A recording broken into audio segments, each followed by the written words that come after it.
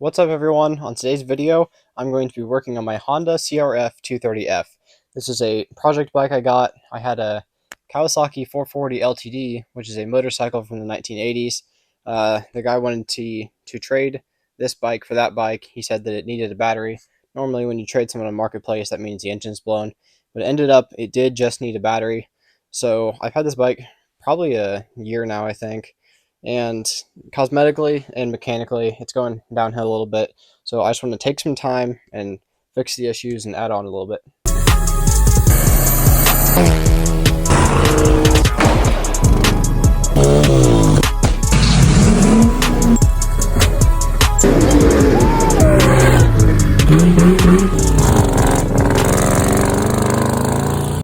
Alright, so as far as upgrades go, I've broken the clutch handle multiple times, so this is a new one I got. Not quite adjusted right, but it's got the CRF logo on there. This set off Amazon was $50 actually. And that comes with all this stuff over here. Foot pegs, these are pretty sweet. They got spikes in them that actually unscrew. Don't use these if you don't have the correct boots though, because these are actually like pretty sharp. You can see they're flat tipped, but still sharp. And then we got the brake lever, also has the CRF logo. I don't know if these do. I don't think they do, but my other one's got kind of bent. The exhaust shield. We need to tap out the old bolts that were in the exhaust because these broke off. I think this happened when we replaced the carb. I don't know why. I'm probably just getting hot from over time, but believe it or not, exhaust shields stop heat, so we're definitely going to be doing that. Back here, this whole thing like needs adjusted and tightened. The back brake bolt keeps falling off, or nut, so I'm going to put 2 nuts on it because it's not quite adjusted right, but that's no big deal. Up here, fork seals and boots. So got the new fork seals because that boot is currently zip tied, and then this one is spewing oil out everywhere. Not sure how they got ripped. It was already done, or it was already like that when I got it. You can see it's throwing oil everywhere. And then the front brakes, just a little worn, but that's no big deal. It still stops for the most part. All these little shields and stuff down here. Want to color match that one if we can. Definitely color matching this plastic one. And then like these little brackets and stuff, like we're gonna make all those red. I have a ton of extra red paint from the Fiero project, so I want to use all that stuff up. This wire, not too picky about this stuff, but I want it ran back up under here so you can't see the wire. I want to hide all these wires if I can. Like all these just cables and stuff. There's a bunch of wires down here. I just want to get all this stuff hidden back. Get all the grass out of there. We're going to start by taking off the foot pegs, all the levers and stuff. Then we'll get the front plastics off. And then we'll probably start on the fork seals tonight. So just a quick comparison of the old and new brake levers. That's them right here. You can see this one is a little bit more adjustable than the old one. Definitely way more heavy built, even for just being a Amazon part. And they aren't as long because whenever you crash these bikes, like the clutch lever especially, it was so long that it would just hook in the ground and snap. And it was actually broke when we got it, and I broke another one. And then these ones are a little more nice and a little more short as well. So hopefully, if I do get in any little incident, when the handlebar catches the ground, it's not going to snap the clutch lever again. As usual, I got completely off task and went ahead and put on the new handle, and that looks 1,000 times better. It's not quite adjusted right. I still need to tighten it, but this is way better. You can feel this one like actually gripped on in there. The old one was a little worn out, but yeah, these deep red, they look so much better. Alright, because I don't want to re-bleed the brakes, we're going to unhook the caliper, which is these 2 bolts right here, that one, and then we're just going to hang it off to the side.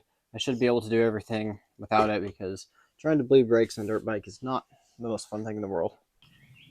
I hate these squirrels always knocking on the door.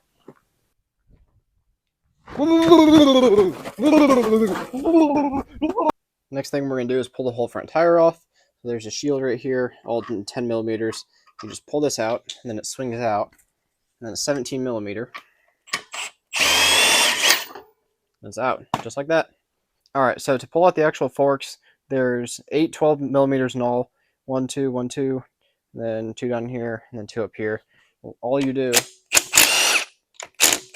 is undo them, and then they will drop out.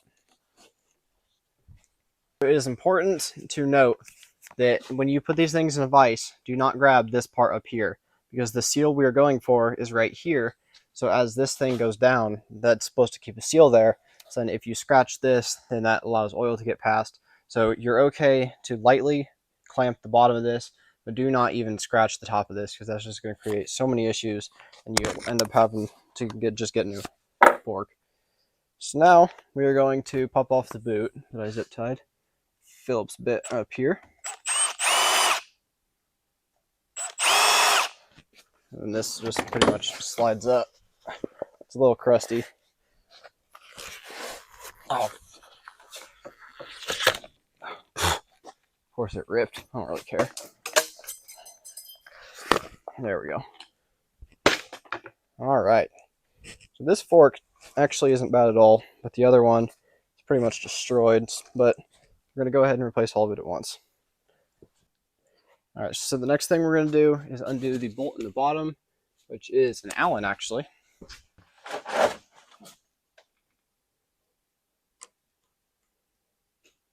Alright, you can undo the top 17. This thing will fall down, then the spring comes out. But I'm hoping they filled this thing with chocolate milk. So that fork oil does not look the best. Of course, it is probably the original oil from 2006. But you can just shove this thing up and down. Make sure it's tight. Go ahead and pop your spring out. The spring is bigger at the bottom. Or, sorry, more compact at the bottom, less compact at the top. We'll set that off to the side and clean that later. So a lot more oil than that was supposed to come out. It's not very much at all. That one wasn't even the one with the bad leak. That one's one leaking, so probably isn't much left in that one. Definitely going to be good to have fresh oil in these things. Alright, now we got our next fork up. We're just going to be disassembling them today. I think tomorrow night I'm going to go ahead and replace them the rest of the way.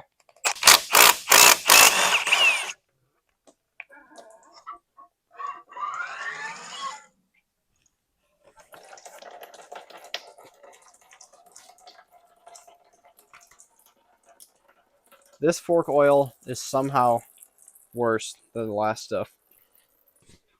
Same thing with the other one. Pull out the spring. Make sure to drip oil all over your tools. And we're just going to cycle this again. Do not push down too hard. Whoops. You can see across the top there, this is where our leak is coming from. Not sure where exactly it's coming out of, but there's so much just dirt and stuff in there, but this is definitely our issue. Alright, so that's going to be it for today's video. I really like this dirt bike content, so I also want to know what you guys think. You guys like the dirt bike content, the OBS content? What do you guys like? Because I will do literally whatever. We are doing this dirt bike probably for 3 parts. 1 part this week, 1 part next week when we actually replace the forks, get them back on, and then one probably 3 or 4 weeks from now when we get all the paint done, everything, and it'll be looking fresh again. So yeah, thank you guys for watching. See you later.